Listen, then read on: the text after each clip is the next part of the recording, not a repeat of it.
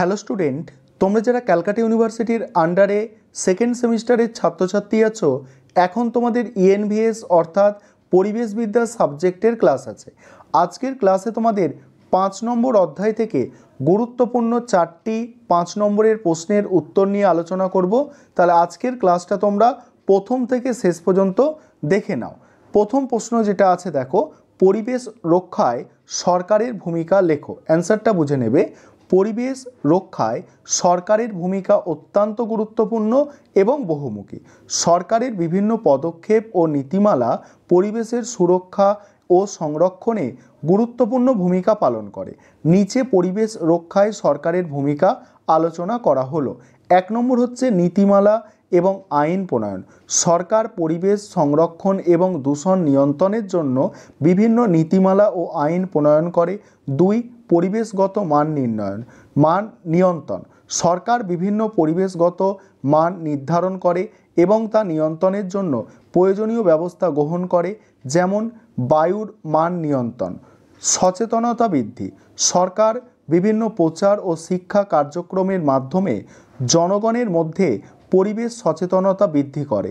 এটি স্কুল ও কলেজের পাঠ্যক্রমে অন্তর্ভুক্ত করা, গণমাধ্যমে প্রচার করা, কর্মশালা ও সেমিনারের আয়োজন করা ইত্যাদির মাধ্যমে হতে পারে।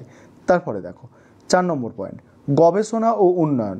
পরিবেশ সংরক্ষণ ও উন্নয়নের জন্য সরকার গবেষণা ও উন্নয়ন কার্যক্রমে বিনিয়োগ করে।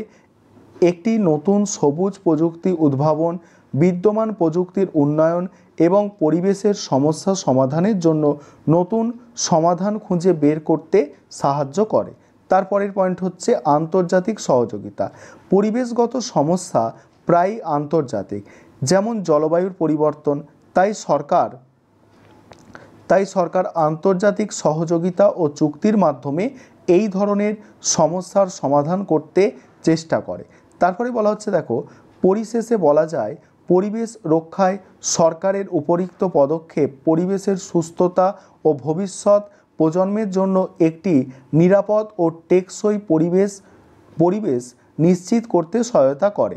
তারপরে দেখো, পরিবেশ রক্ষায় এনজিওর ভূমিকা লেখো। পরের প্রশ্ন, পরিবেশ রক্ষায় এনজিওর ভূমিকা। পরিবেশ রক্ষায় বেসরকারি সংস্থাগুলির ভূমিকা অত্যন্ত গুরুত্বপূর্ণ। বেসরকারি সংস্থাগুলি বিভিন্ন উপায়ে পরিবেশ সুরক্ষার প্রচেষ্টা করে থাকে।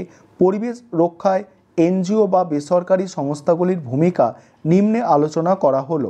1 নম্বর পয়েন্ট হচ্ছে সচেতনতা বৃদ্ধি।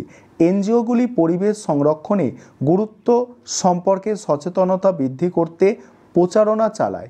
তারা বিভিন্ন কর্মশালা, সেমিনার এবং জনসমাবেশের মাধ্যমে জনগণের মধ্যে পরিবেশ সম্পর্কে সচেতনতা বাড়ায়। পরের পয়েন্ট হচ্ছে শিক্ষা ও প্রশিক্ষণ। পরিবেশ সংরক্ষণে কিভাবে কার্যকারী ভূমিকা পালন করা যায় সে বিষয়ে এনজিওগুলি শিক্ষা ও প্রশিক্ষণ কর্মসূচি পরিচালনা করে। তারা স্কুল, কলেজ এবং সমাজের অন্যান্য স্তরের পরিবেশ শিক্ষার প্রসার ঘটায়। তারপরে বলা হচ্ছে দেখো, গবেষণা ও তথ্য সংগ্রহ। এখানে কি বলা হচ্ছে দেখো, এনজিওগুলি পরিবেশগত সমস্যাগুলি গবেষণা ও তথ্য সংগ্রহ করে এবং এই তথ্যগুলি জনগণ ও সরকারের কাছে পৌঁছে দেয়। তারা পরিবেশের অবস্থা নির্ণয়, দূষণ ও অন্যান্য সমস্যা সমাধানে বিভিন্ন গবেষণামূলক কাজ করে। পরের পয়েন্ট হচ্ছে প্রকল্পের বাস্তবায়ন। এনজিওগুলি বিভিন্ন পরিবেশ সংরক্ষণ ও প্রকল্প বাস্তবায়ন করে, যেমন বৃক্ষরোপণ অভিযান, বর্জ্য ব্যবস্থাপনায় উদ্যোগ ইত্যাদি। পরের পয়েন্ট হচ্ছে আইনি সহায়তা ও প্রচার।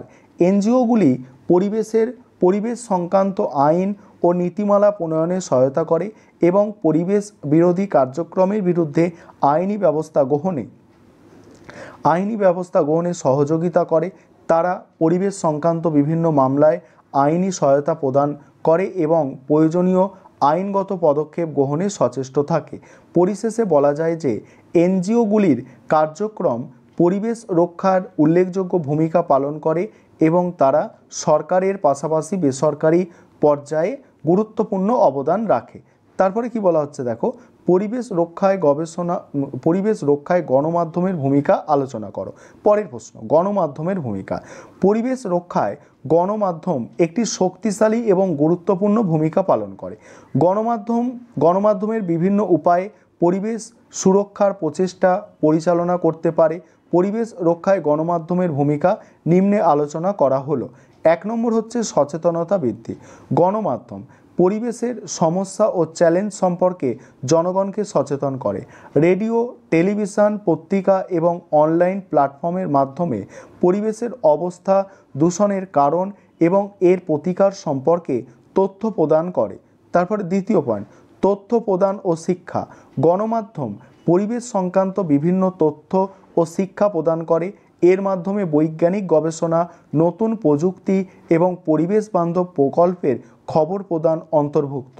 তারপর 3 নম্বর, জনমত গঠন। গণমাধ্যম পরিবেশ সংক্রান্ত বিভিন্ন বিষয়ে জনমত গঠন করতে সহায়তা করে। পরিবেশের বিভিন্ন সমস্যার ওপর আলোচনামূলক প্রোগ্রাম এবং নিবন্ধের মাধ্যমে জনগণের মতামত ও দৃষ্টিভঙ্গি গঠন করে। তারপরের পয়েন্ট হচ্ছে সাফল্য গাথা প্রচার। গণমাধ্যম পরিবেশ সংরক্ষণে সফল উদ্যোগ ও প্রকল্পগুলি প্রচার করে, যা অন্যদের অনুপ্রাণিত করে, যেমন সবুজ প্রযুক্তি উদ্ভাবন। পরের পয়েন্ট হচ্ছে আন্তর্জাতিক ইস্যু প্রচার। গণমাধ্যম পরিবেশ সংক্রান্ত আন্তর্জাতিক ইস্যু ও চুক্তিগুলি প্রচার করে এবং বিশ্বব্যাপী সচেতনতা বাড়াতে সহায়তা করে। তারপরে দেখো, পরের পয়েন্ট হচ্ছে বিপদ সংকেত। গণমাধ্যম পরিবেশগত বিপদ সংকেত প্রদান করে, যেমন বন্যা, খরা ইত্যাদি সম্পর্কে তথ্য প্রদান করে এবং জনগণকে সচেতন করে। ওপরে উক্ত উপায়গুলির মাধ্যমে গণমাধ্যম পরিবেশ রক্ষায় একটি গুরুত্বপূর্ণ ভূমিকা পালন করে এবং সাধারণ মানুষের মধ্যে পরিবেশ সচেতনতা ও দায়িত্বশীলতা বৃদ্ধিতে সহায়তা করে। পরের প্রশ্নটা আলোচনা করব, তার আগে একটা বিষয় তোমাদের বলে নিই যে তোমাদের জন্য স্টাডি মেটেরিয়াল তৈরি করা হয়েছে, ঠিক আছে? তোমরা যদি কেউ স্টাডি মেটেরিয়াল পারচেস করতে চাও, সেক্ষেত্রে তোমরা এই নম্বরে যোগাযোগ করতে পারো, 912300005218। এই নম্বরে তোমরা যোগাযোগ করে স্টাডি মেটেরিয়াল পারচেস করতে পারো। তোমরা দেখতে পাচ্ছ স্টাডি মেটেরিয়ালের কোয়ালিটি কী আছে, এই স্টাডি মেটেরিয়ালই তোমরা পাবে, সেম স্টাডি মেটেরিয়াল, ঠিক আছে? তারপরে প্রশ্নের উত্তর দেখো, পরিবেশ রক্ষায় তথ্য প্রযুক্তির গুরুত্ব বা ভূমিকা। অ্যান্সারটা বুঝবে, তথ্য প্রযুক্তি পরিবেশ রক্ষায় গুরুত্বপূর্ণ ভূমিকা পালন করে এবং প্রযুক্তির ব্যবহার পরিবেশ সংরক্ষণে প্রভাবশালী উপায় হিসাবে কাজ করে। পরিবেশ রক্ষায় তথ্য প্রযুক্তি গুরুত্বপূর্ণ ভূমিকাগুলি নিম্নে আলোচনা করা হলো। 1 নম্বর হচ্ছে ডেটা সংগ্রহ ও বিশ্লেষণ। তথ্য প্রযুক্তির মাধ্যমে পরিবেশের বিভিন্ন সূত্রে ডেটা সংগ্রহ এবং এর বিশ্লেষণ করা সহজ হয়েছে। এই ডেটা সংগ্রহ ও বিশ্লেষণের মাধ্যমে পরিবেশের সমস্যার সঠিক অনুমান করা এবং সমাধান সহজ হয়। পরের পয়েন্ট হচ্ছে সচেতনতা ও শিক্ষা। তথ্য প্রযুক্তির মাধ্যমে পরিবেশ সংরক্ষণের জন্য সচেতনতা বৃদ্ধি এবং জনগণকে পরিবেশ সংরক্ষণের ওপর বিশেষ গুরুত্ব ও দায়িত্ব বোধগম্য করানো সম্ভব। তারপরে দেখো, পরের পয়েন্ট সহযোগিতা ও সংগঠনশীলতা। তথ্য প্রযুক্তি ব্যবহারের মাধ্যমে সংগঠনের সহযোগিতা বৃদ্ধি এবং পরিচালনা করা হয়, যা পরিবেশ সংরক্ষণে গুরুত্বপূর্ণ।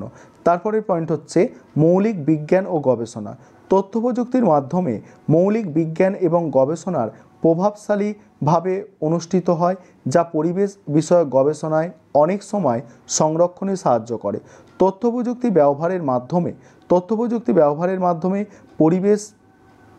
পরিবেশ সংরক্ষণের ক্ষেত্রে নতুন প্রয়োগ এবং প্রযুক্তি তৈরি হয়, যা আমাদের প্রকৃতির সংরক্ষণে সাহায্য করে। এই ছিল তোমাদের আজকে গুরুত্বপূর্ণ 4টি প্রশ্নের উত্তর।